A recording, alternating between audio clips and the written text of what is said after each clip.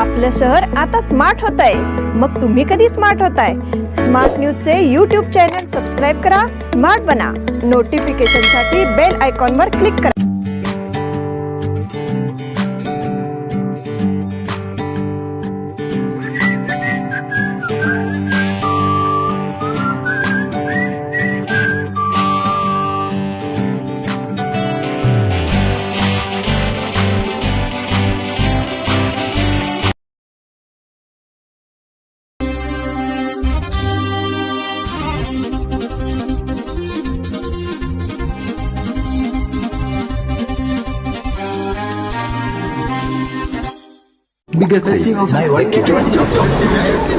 या सगळ्या ऑफर्स मध्ये बेस्ट प्राइस भेटणार याची काय गॅरंटी?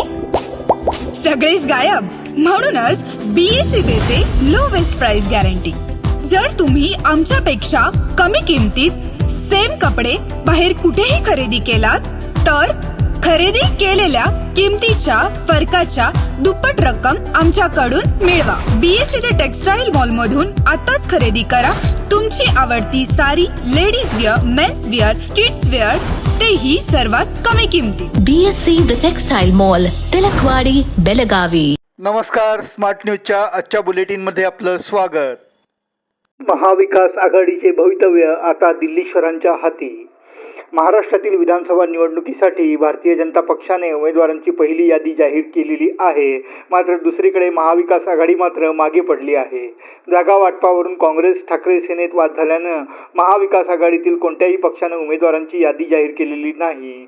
आता दिल्लीत काँग्रेसची महत्त्वाची बैठक सुरू झालेली आहे. या बैठकीत महाविकास आघाडीच्या भवितव्याचा निर्णय होण्याची दाट शक्यता आहे. काँग्रेसचे राष्ट्रीय अध्यक्ष मल्लिकार्जुन खरगे यांच्या घरी महाराष्ट्रातील काँग्रेस नेत्यांची एक महत्त्वाची बैठक झाली आहे. ठाकरेंच्या शिवसेनेसोबत जागा वाटपावरून झालेले मतभेद बैठकीच्या केंद्रस्थानी आहेत. विदर्भातील 4 जागांवरून काँग्रेस ठाकरे सेनेत मतभेद आहेत. त्यावर तोडगा काढण्यासाठी ही विशेष बैठक बोलवण्यात आली आहे. या संदर्भात काँग्रेसच्या स्क्रीनिंग कमिटीची बैठक 2 दिवसांपूर्वी संपन्न झालेली आहे. या बैठकीत पहिल्या यादीतील उमेदवार निश्चित झाले. त्यांच्या नावावर केंद्रीय निवडणूक तिकीट कमिटीच्या बैठकीत शिक्कामोर्तब होणार होतं. ती बैठक आज अपेक्षित होती, पण ठाकरे सेनेत झालेल्या मतभेदानंतर ती बैठक रद्द झाल्याचे सांगण्यात आले होते. ती बैठक आता होणार असून याबाबत पार्श्वभूमीवर दिल्लीत वेगवान घडामोडी सुरू झाल्या आहेत. दिल्ली सोडून जाऊ नका असा आदेश काँग्रेस नेतृत्वाकडून राज्यातील नेत्यांना देण्यात आलेला आहे, असेही सांगण्यात आले. मूक सायकल फेरी यशस्वी करण्याचा निर्धार. सीमाभागातील मराठी भाषिकांवर होणाऱ्या अन्यायाविरोधात वाचा फोडण्याचा निर्णय शहर महाराष्ट्र एकीकरण समितीच्या कार्यकर्त्यांनी घेतला. तसेच यावर्षीचा काळा दिन कोणत्याही परिस्थितीत यशस्वी करणारच असा निर्धारही केला. सोमवारी रामलिंग हिंदगल्लीतील रंगूबाई भोसले पॅलेस येथे शहर महाराष्ट्र एकीकरण समितीची व्यापक बैठक पार पडली. या बैठकीत काळा दिन सायकल फेरीबाबत सविस्तर चर्चा करण्यात आली. बैठकीच्या अध्यक्षस्थानी ज्येष्ठ पदाधिकारी BA येतोजी हे होते. यावेळी बोलताना प्रकाश मरगाळे म्हणाले, महाराष्ट्रातील सर्व पक्षीयांना काळ्या दिनानिमित्त सहभागी होण्यासाठी जाहीरनाम्यात सीमाप्रश्नाचा समावेश करण्याची विनंती देखील करण्यात आलेली आहे. काळ्या दिना दिवशी दिवाळी असली तरी सकाळी लवकर पूजा करून काळ्या दिनाच्या मूक फेरीत सहभागी होण्याचे आवाहन त्यांनी केले. कित्तूर उत्सव पूर्वतयारीची जिल्हाधिकाऱ्यांकडून पाहणी. कित्तूर उत्सव आणि राणी चन्नम्मा यांचा 200वा विजयोत्सव असा संयुक्त सोहळा भव्य प्रमाणात साजरा करण्यासाठी जय्यत तयारी करण्यात आली आहे. तसेच प्रशासनाकडून आवश्यक ती सर्व सिद्धता करण्यात आली आहे, अशी माहिती जिल्हाधिकारी मोहम्मद रोशन यांनी दिली. कित्तूर उत्सवाच्या पार्श्वभूमीवर कित्तूर येथे मंगळवारी उत्सवाच्या पूर्वतयारीची पाहणी केल्यानंतर त्यांनी याबाबत माहिती दिली. कित्तूर उत्सव आणि राणी चन्नम्मा यांचा 200वा विजयोत्सव भव्य प्रमाणात साजरा करण्याच्या दृष्टीने अनेक वैविध्यपूर्ण सांस्कृतिक कार्यक्रमांचे आयोजन करण्यात आले आहे. चन्नम्मा उत्सवाच्या ऑक्टोबर दिनांक 23, 24 आणि 25 अशा 3 दिवसांच्या कार्यक्रमांमध्ये राज्य आणि राष्ट्र पातळीवरील कलाकार आपले कार्यक्रम सादर करणार आहेत. या 3 दिवस चालणाऱ्या कार्यक्रमाला राज्याचे मुख्यमंत्री, उपमुख्यमंत्री आणि इतर मंत्री हजेरी लावणार आहेत, असेही जिल्हाधिकाऱ्यांनी यावेळी सांगितले. मनपा आयुक्त B. शुभा यांनी कार्यभार स्वीकारला. बेळगाव महानगरपालिका आयुक्तपदी कार्यरत असणारे अशोक दुडगुंटी यांची तातडीने बदली करण्यात आली आहे. त्यांच्या जागी बी शुभा यांची नियुक्ती करण्यात आली आहे. मंगळवारी बी शुभा यांनी आपल्या पदाचा कार्यभार स्वीकारला. अभियंत्या लक्ष्मी निप्पाणीकर तसेच उपायुक्त रेश्मा ताळीकोटी यांनी पुष्पगुच्छ देऊन त्यांचे स्वागत केले. तडकाफडकी पद्धतीने घेण्यात आलेल्या या निर्णयामुळे मनपा वर्तुळात खळबळ माजली आहे. सध्या म्हैसूर अर्बन डेव्हलपमेंट सेलच्या संचालिका म्हणून कार्यरत असलेल्या शुभा बी यांच्याकडे मनपाचा कार्यभार सोपवण्यात आला आहे. मंगळवारी सकाळी त्यांचे महानगरपालिकेमध्ये आगमन झाले. त्यानंतर अधिकारी वर्गाने त्यांचे स्वागत केले. त्यांनी अधिकारी वर्गाचा परिचय करून घेतला. तसेच बेळगावच्या संदर्भात आपण योग्य कामकाज करण्याचे नियोजन असल्याचे सांगितले. बाल साहित्य संमेलन दिनांक 16 नोव्हेंबरला होणार. गुरुवर्य विगो साठे मराठी प्रबोधिनीचे 24वे मराठी बाल साहित्य संमेलन दिनांक 16 नोव्हेंबर रोजी आयोजित करण्याचा निर्णय बैठकीत झाला. गुरुवर्य विगो साठे मराठी प्रबोधिनीची बैठक मराठी विद्यानिकेतन येथे झाली.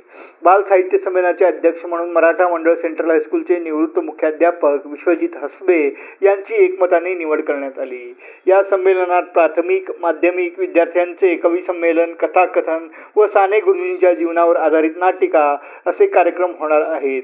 शनिवार दिनांक 12 नोव्हेंबर रोजी सकाळी 10 वाजता मराठी विद्यानिकेतन येथे प्राथमिक व माध्यमिक शाळांच्या विद्यार्थ्यांच्या कथाकथन स्पर्धा घेण्यात येणार आहेत.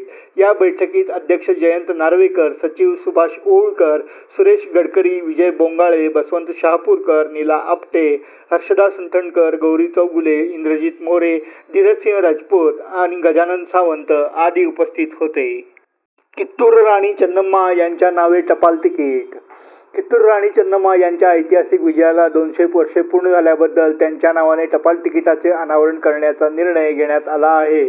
राणी चन्नम्मा यांचे कार्य देशभर पोहोचवण्याच्या केंद्र सरकारच्या या निर्णयाचे राज्यसभा सदस्य खासदार इराण्णा कडाडी यांनी स्वागत केले आहे.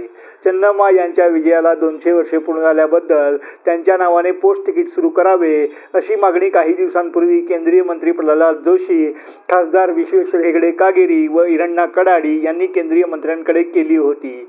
त्याची दखल घेत 23 ऑक्टोबर रोजी या तिकिटाचे अनावरण करण्यात येणार असल्याची माहिती देण्यात आली आहे. शाळकरी मुलाचा तलावात बुडून मृत्यू. खानापूर यल्लापूर राज्य मार्गावरील कसबा नंदगड येथील वन्नवा देवी तलावातील पाण्यात बुडून 14 वर्षाच्या शाळकरी मुलाचा मृत्यू झाल्याची घटना सोमवारी घडली आहे. या घटनेची नोंद नंदगड पोलिसात करण्यात आली आहे.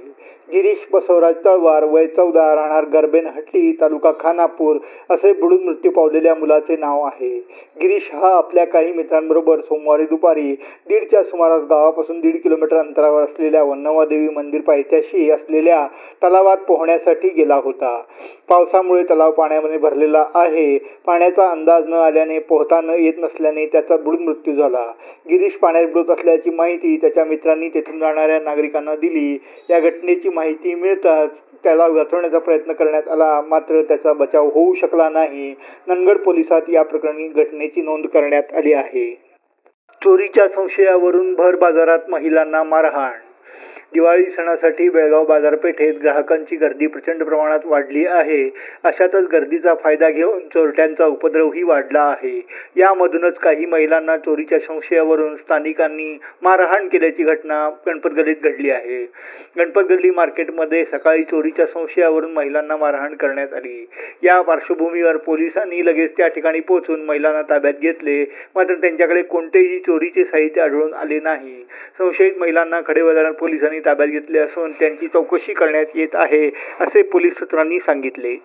उद्योजकाच्या खून प्रकरणातील आरोपींना 4 दिवसांची पोलीस कोठडी.